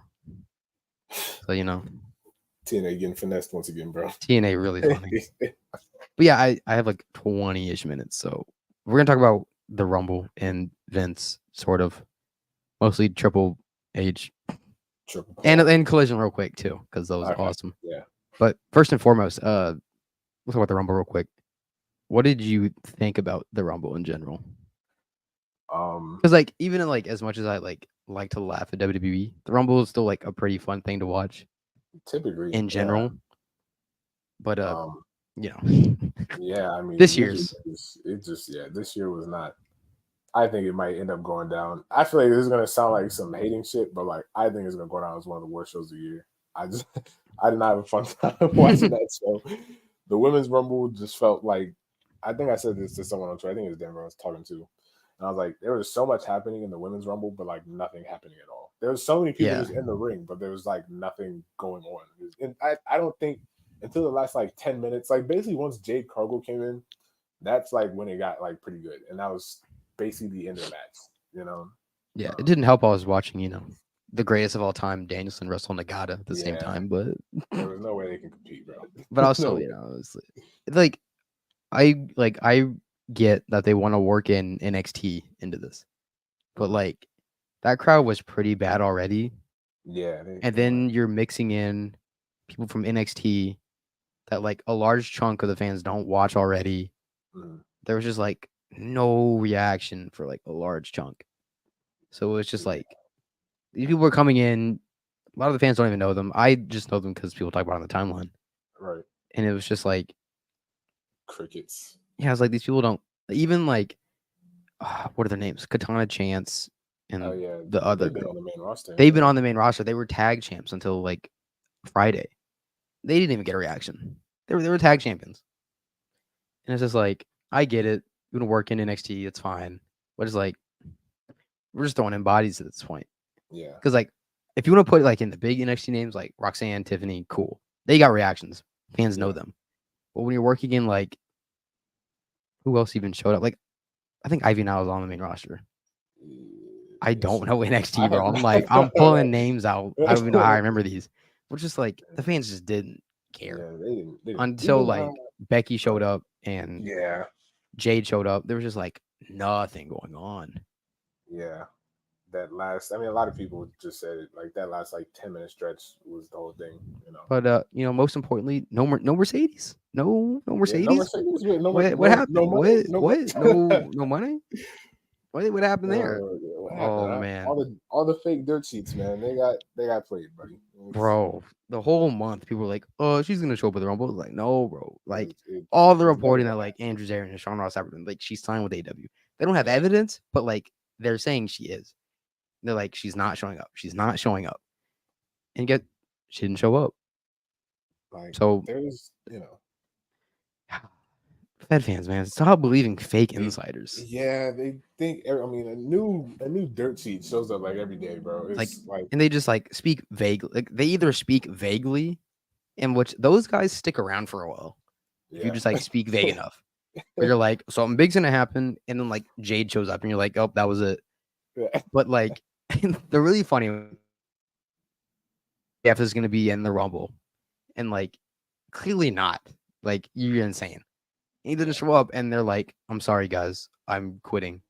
Like, it's like, why did you believe this guy? Like, what is wrong with you? Oh, that is like the funny part. Obviously, Okada, Mercedes, and MJF. I can't believe I even thought that yeah. didn't I don't show know. up. So it is what it is. No money. No She's gonna money. be on Wednesday nights. Absolutely. It I'm ready seems for like it. she's showing up after Revolution at this point.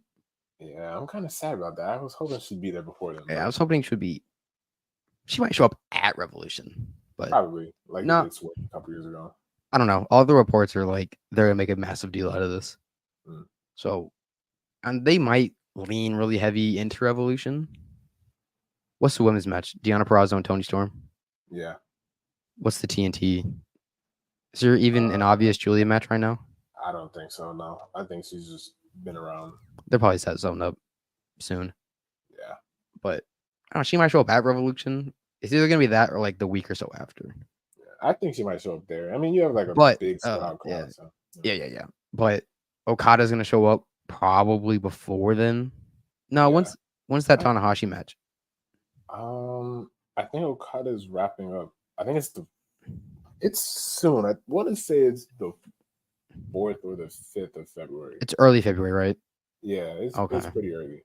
So he might show up before that. Honestly, if I had to take like a wild stab, I think it's gonna be him and Mox at Revolution. That's interesting. That's an interesting choice. Why do you think him?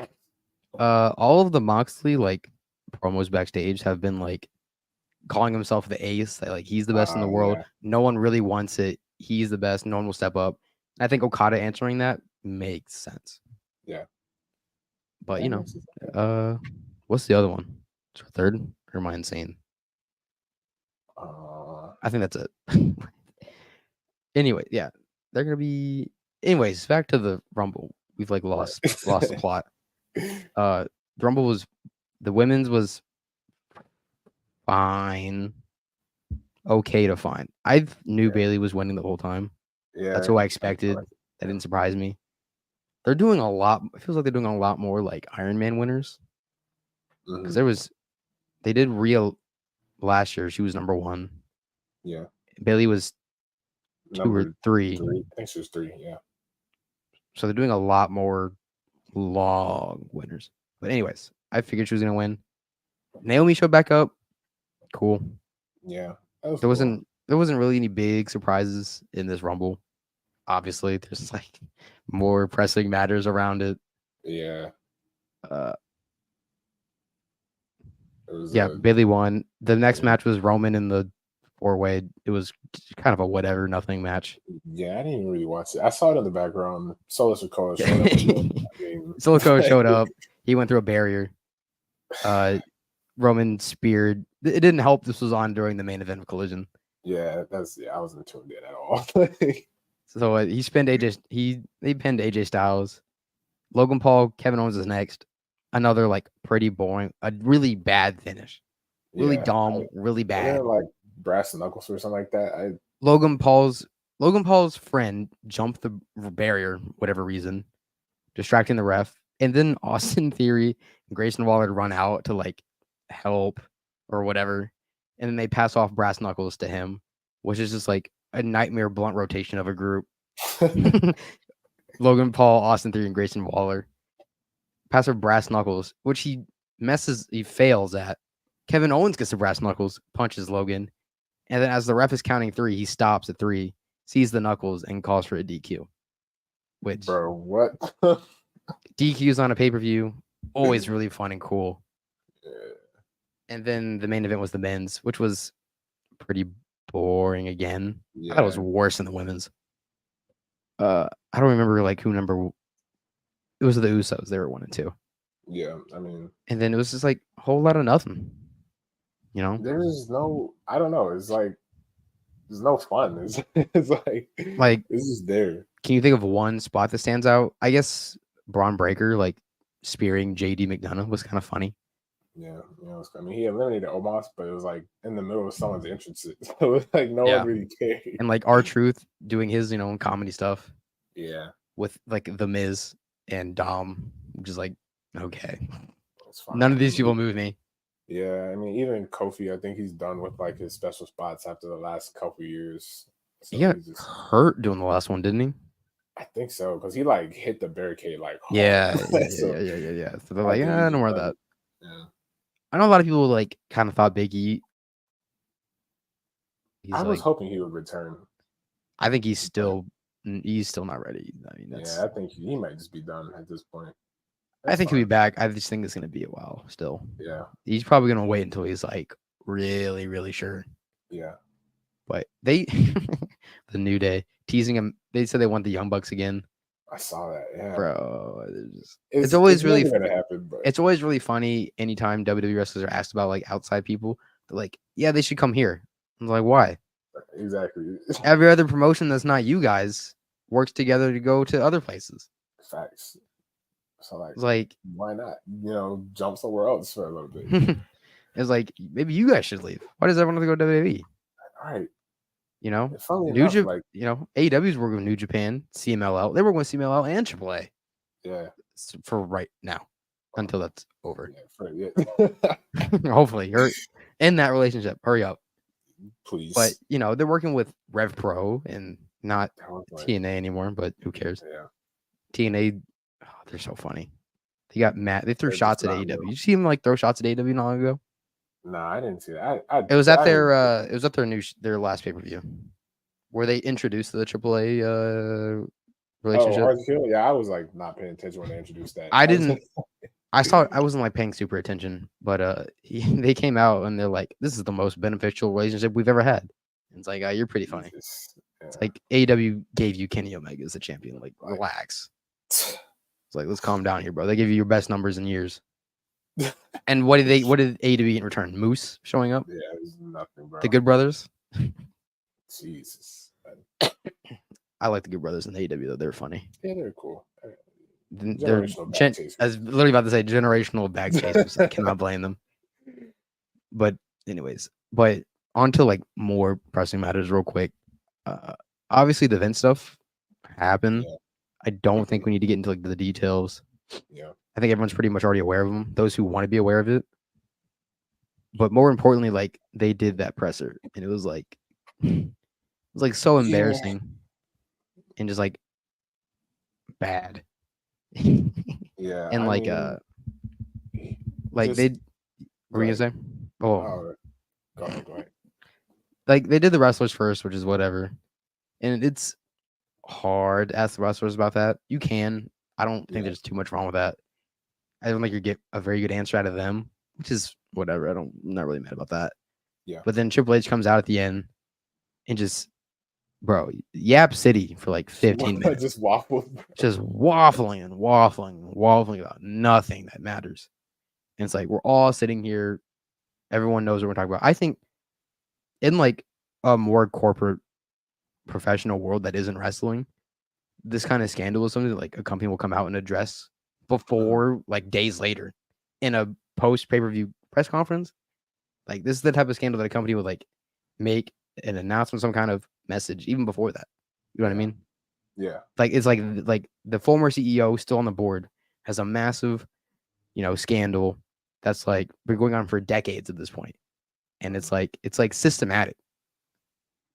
And the most we like kind of expect is like a post press conference like question Yeah. of the guy under him now. Not even like the CEO Nick Khan saying anything Just about it. So corporate officer number one, like it's weird. Just the way he addresses it, and just it's not even like, you know, he's like, we can't answer that. Da, da, da. It's like he goes around the question. I think someone asked him about the allegations, and he was like, "Let's focus on the positives. This was a great week." Like, what are you talking about? Like, yeah, it's and ridiculous.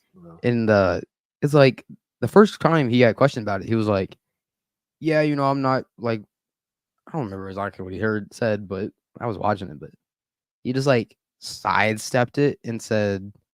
Just talked about like the great week we had with the deals we made. It's like, bro, what are you talking Yeah, about?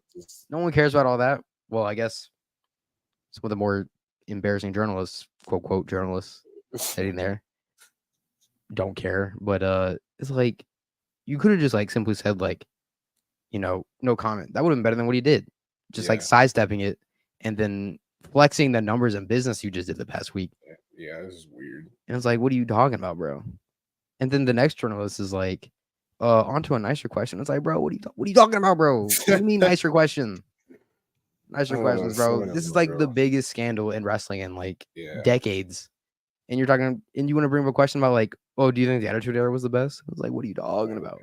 there's some of them are not real, but I don't know. And people want to like compare it to AEW's thing, which is like, It's not. these are not the close. They're not similar. These aren't in the same ballpark. This is the CEO has been there for decades. Yeah, Doing like sexual misconduct compared to a wrestler getting angry at his boss, whatever. Yeah, the Jericho thing is like it's like an NDA between two people that has That's nothing to do with AEW's business, and like it's rumor and ND like based off of rumors and Twitter likes and messages. It's like, what are we doing? It's like these aren't the same. Like Jericho is probably bad, yeah, like whatever. It's just just these aren't similar. There's no comparing these situations. It just is what it is. Yeah, I think the Jericho stuff is it's its own thing. I think, of course, it needs to be addressed, but again, I think that's more addressed between Jericho. I think obviously, the company can and still should do something, but again, it's not the CEO of the company. The Jericho thing is like really complicated because it's like NDAs between people, just between two separate people. AEW has like until there's real allegations, there's like no legal thing they can do. They can, yeah. Because if they even like try to look into this, like Jericho That's can something just sue them. legal. Yeah. Like there's until there's real allegations, which if there are real allegations that do come out, I'm all for it.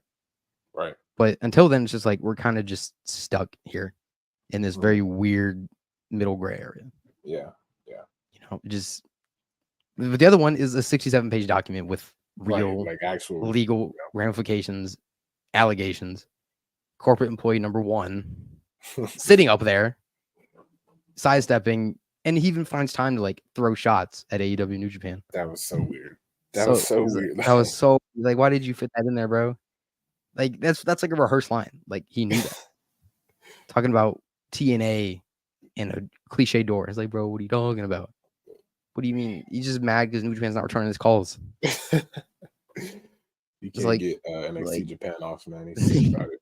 like, is he aware the sitting president of New Japan came up with that? Is he aware? Like, it's just a whole mess. Yeah. And people want to like try to excuse that, like, now that Vince is gone, it's over. It's like, no.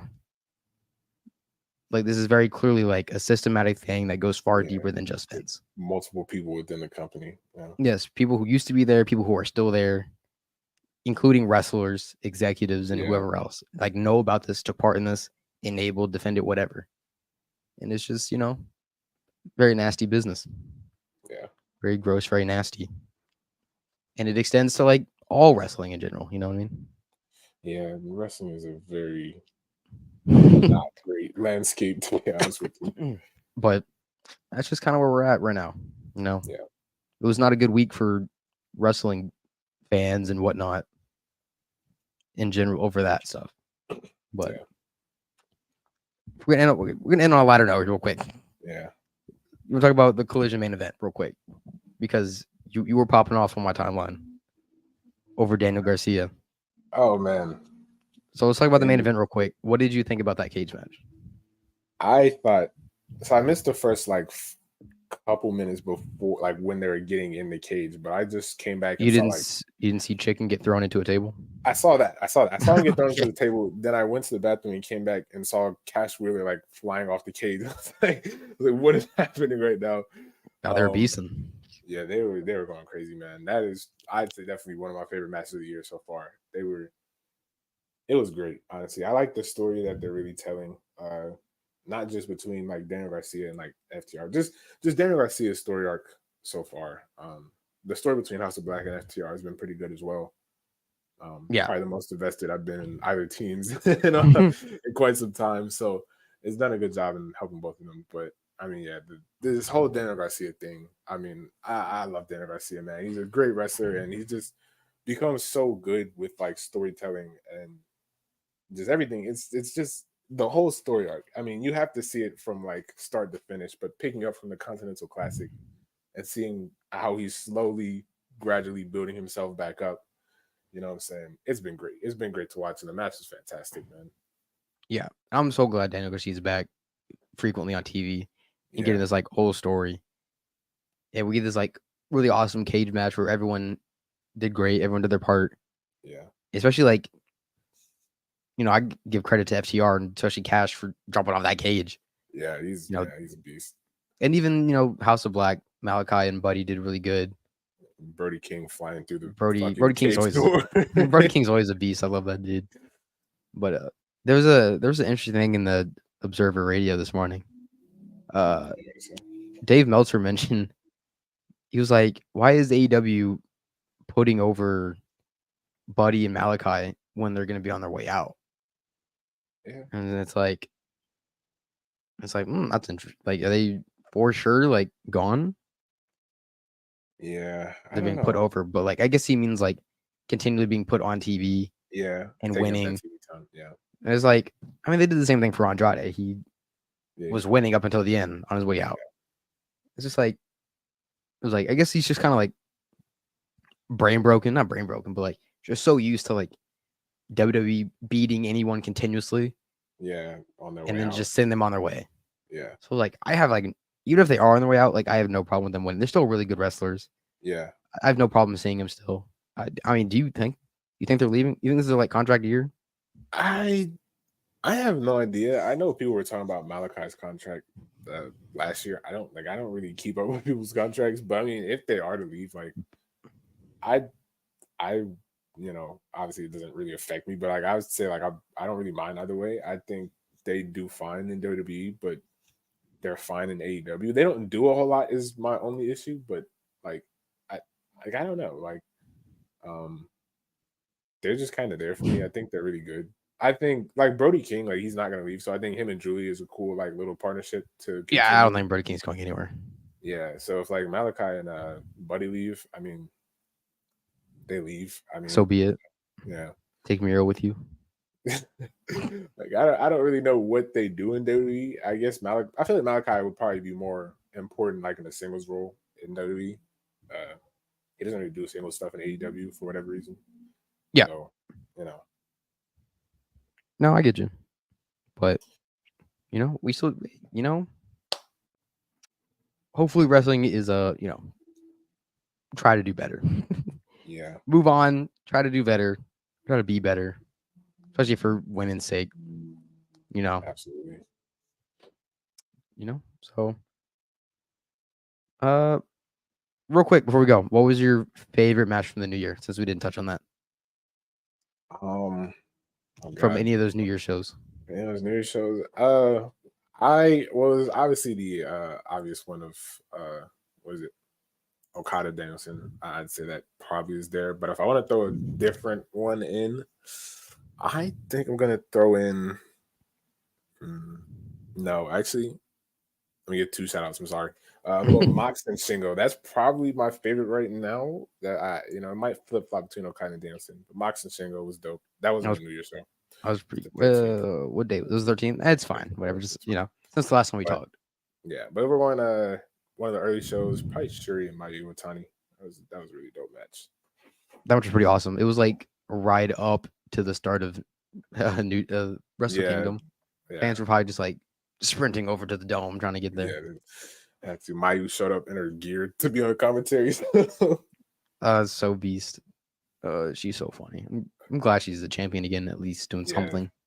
she's But great, man. Yeah, what's yeah. yours? My favorite was probably Okada Bryan. That match was really. It felt like the match we were supposed to get the first time. Yeah. And another shout out I want to give is Miyu and Masha Slamovich from TJPW was really good. Oh yeah, The match was really awesome. That was so good. And obviously the Mayu Surdy match was really awesome as well. But yeah, and Naito and Sonata was actually really good. Your boy showed up. Man, I was slandering you, but he showed up. He was doing great, And man. he even got over on the way out. He didn't get booed since Yeah. they did the House of Torture thing. Yeah, I think they had to do that, get the extra guarantee. Yeah, shout out Naito. Once again, the IWGP champion got his roll call in the dome. Yeah. So feel good for Naito. All right, but just under 2 hours, Yeah. So hopefully we can do this again pretty soon. Yeah, we'll see. Man. You're a busy man. Oh, so man. I'm trying to make some time, but yeah. All right, okay. But we appreciate it. Everyone, please like, subscribe. We'll be back again, talk about Graps wrestling. So we appreciate it. Thank you guys.